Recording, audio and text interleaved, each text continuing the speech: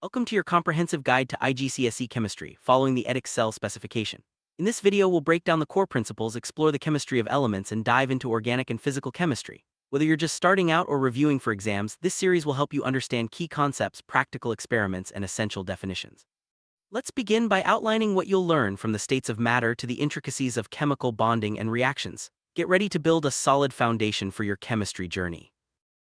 The IGCSE chemistry course is divided into several sections: principles of chemistry, chemistry of the elements, organic chemistry, physical chemistry, and chemistry in industry. Each section covers specific topics such as atomic structure, the periodic table, chemical bonding, and practical laboratory techniques. Understanding this structure will help you navigate the material efficiently and focus on the areas most relevant to your study. Throughout this video, we'll reference these sections to keep your learning organized and clear. Start with the basics: the three states of matter: solid, liquid, and gas. In solids, particles are closely packed in a regular arrangement and can only vibrate. Liquids have particles that move past each other, while gases have particles that move freely and are far apart. The energy of particles increases from solid to gas, and this affects their movement and arrangement. Understanding these differences is crucial for grasping how substances change state and behave under different conditions. Matter can change from one state to another through processes like melting, boiling, condensation, and sublimation. For example, heating a solid causes it to melt into a liquid, and further heating turns it into a gas. Cooling a gas can condense it back to a liquid and then to a solid. Sublimation is when a solid turns directly into a gas without becoming a liquid first. These changes involve energy transfer and are fundamental to many chemical processes. Let's clarify some important terms. Melting is the process where a solid becomes a liquid at its melting point, like ice at 0 degrees C. Boiling is when a liquid turns into a gas at its boiling point, such as water at 100 degrees C. Condensation is the reverse, where a gas becomes a liquid. Sublimation is when a solid changes directly to a gas, and solidification is the reverse. Vaporization and evaporation both refer to liquids turning into gases, but evaporation happens below the boiling point. Volatile liquids evaporate easily at room temperature. A solid is heated, its particles absorb energy, vibrate faster, and eventually break free from their fixed positions, becoming a liquid. Cooling a liquid causes particles to lose energy and settle into fixed positions, forming a solid. Heating a liquid increases particle movement until they escape as a gas. Cooling a gas slows particles down, allowing them to come closer and form a liquid. These transitions are all about energy changes and particle movement. Experiments like the dilution of colored solutions and diffusion help us understand the small size and movement of particles. For example, when potassium manganate is added to water, its particles spread out, coloring the entire solution. Diffusion experiments with gases such as ammonia and hydrogen chloride show that lighter molecules move faster than heavier ones. These observations confirm that particles are constantly moving and that their size is extremely small.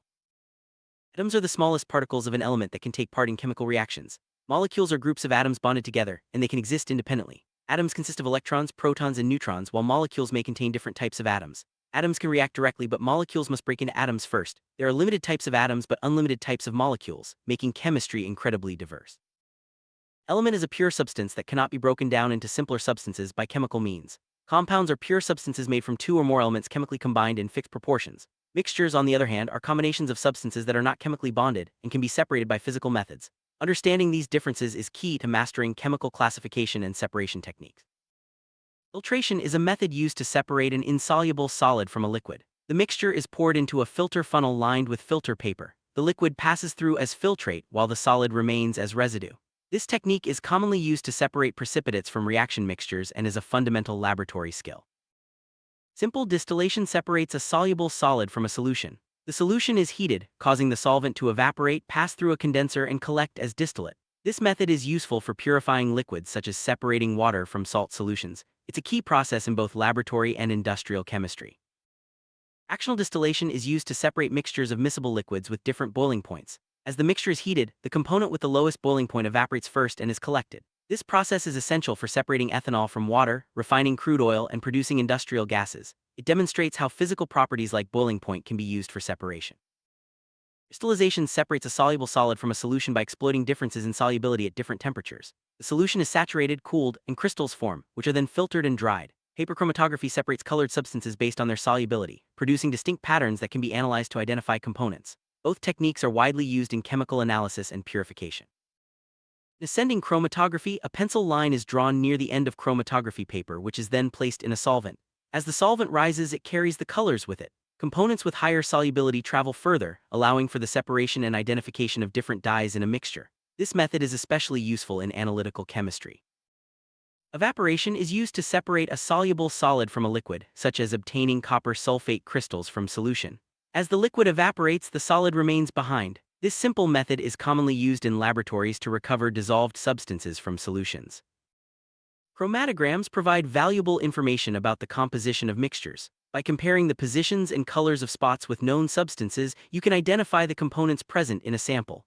Identical dyes produce spots at the same height and color, making this a powerful tool for chemical analysis. Atoms consist of a central nucleus made up of protons and neutrons surrounded by electrons in shells.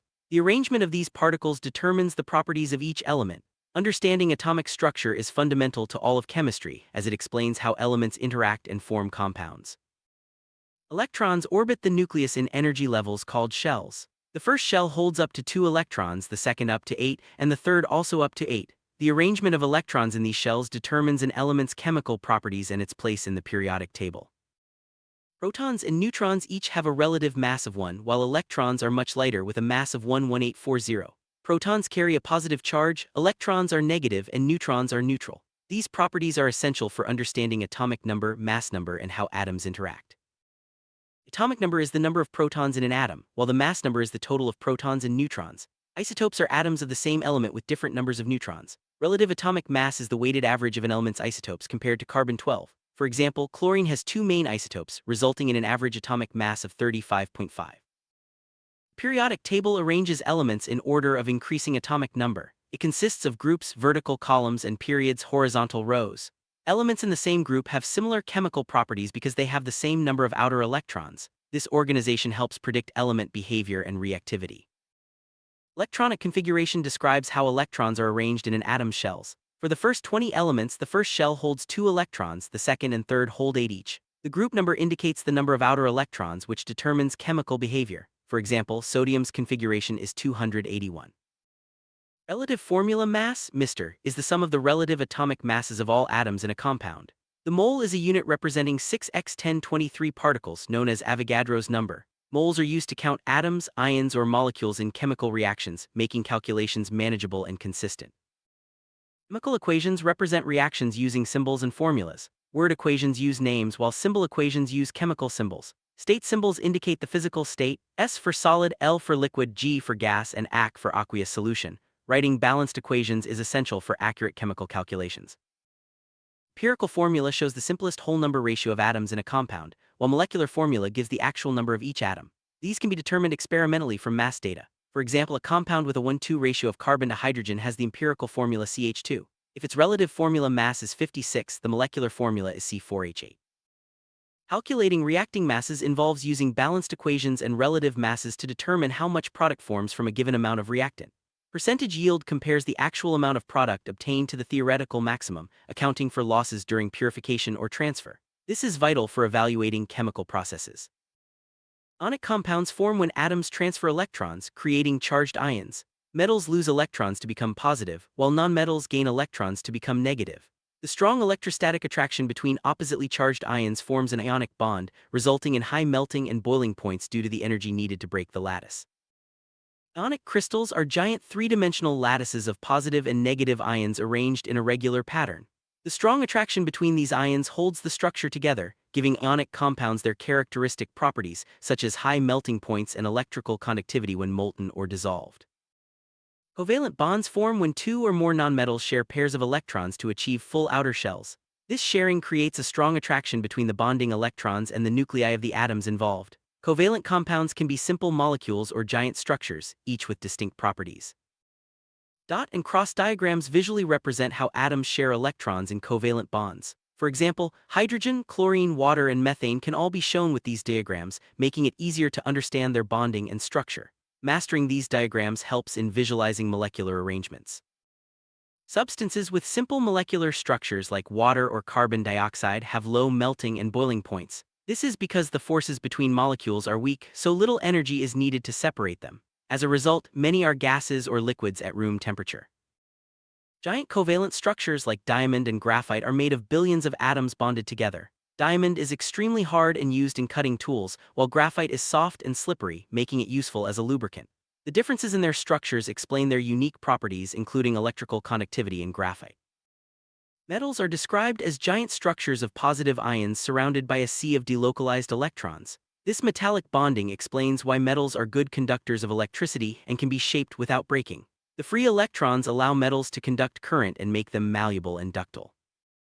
Electrolysis is the process of using electricity to break down compounds. It involves the movement of ions or electrons. Ionic compounds conduct electricity only when molten or dissolved, as their ions are free to move. Covalent compounds generally do not conduct electricity because they lack free ions or electrons.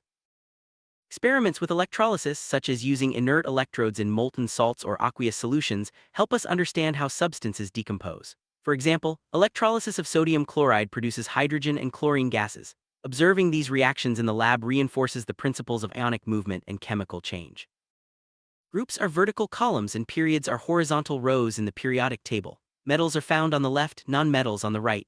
Elements in the same group share similar properties due to their outer electron configuration. The noble gases in group 0 are inert because their outer shells are full, making them unreactive. Group 1 elements like lithium, sodium, and potassium react vigorously with water to produce metal hydroxides and hydrogen gas. Their reactivity increases down the group as the outer electron is further from the nucleus, making it easier to lose. These reactions are a key characteristic for identifying alkali metals. Halogens such as chlorine, bromine, and iodine are found in group 7. They are diatomic, colored, and become darker and have higher melting points down the group. Halogens are strong oxidizing agents and can displace less reactive halogens from their salts in solution, demonstrating their reactivity trends. Oxygen makes up about 21% of air. It can be prepared in the lab by decomposing hydrogen peroxide with manganese, Roman 4 oxide as a catalyst. Metals like magnesium burn in oxygen to form basic oxides, while nonmetals like sulfur form acidic oxides. These reactions illustrate the acid-base character of oxides. Carbon dioxide is denser than air, colorless, and only slightly soluble in water. It's produced by reactions like the decomposition of metal carbonates and is used in carbonated drinks and fire extinguishers due to its solubility and density. CO2 is also a greenhouse gas, contributing to climate change by trapping heat in the atmosphere. Hydrogen reacts with oxygen to form water, a reaction that can be explosive if hydrogen is mixed with air. Testing for hydrogen involves a pop sound with a lighted splint. Water can be tested chemically using anhydrous copper, Roman 2 sulfate, which turns blue in the presence of water, and physically by checking its freezing and boiling points. Metals are arranged in a reactivity series based on their reactions with water and acids. Potassium, sodium, and lithium are most reactive, while copper and gold are least. Displacement reactions help determine a metal's position in the series, which is important for predicting chemical behavior and extraction methods. Redox reactions involve both oxidation and reduction. Oxidizing agents cause other substances to lose electrons, while reducing agents cause others to gain electrons. Understanding these roles is crucial for analyzing chemical changes, especially in reactions involving metals and nonmetals. Rusting is the corrosion of iron when exposed to air and moisture, forming hydrated iron, Roman 3 oxide. Rusting can be prevented by coating iron with grease, oil, paint, plastic, or by galvanizing with zinc. Sacrificial protection uses more reactive metals like magnesium to protect iron from rusting. Chemists use specific tests to identify ions in gases. Flame tests reveal metal ions by color, while sodium hydroxide can detect ammonium, copper, iron, Roman 2, and iron, Roman 3 ions by precipitate color. Anions like chloride, bromide, and iodide are tested with silver nitrate, and gases like hydrogen, oxygen, carbon dioxide, ammonia, and chlorine have unique tests. Mastering these tests is essential for laboratory work and chemical analysis.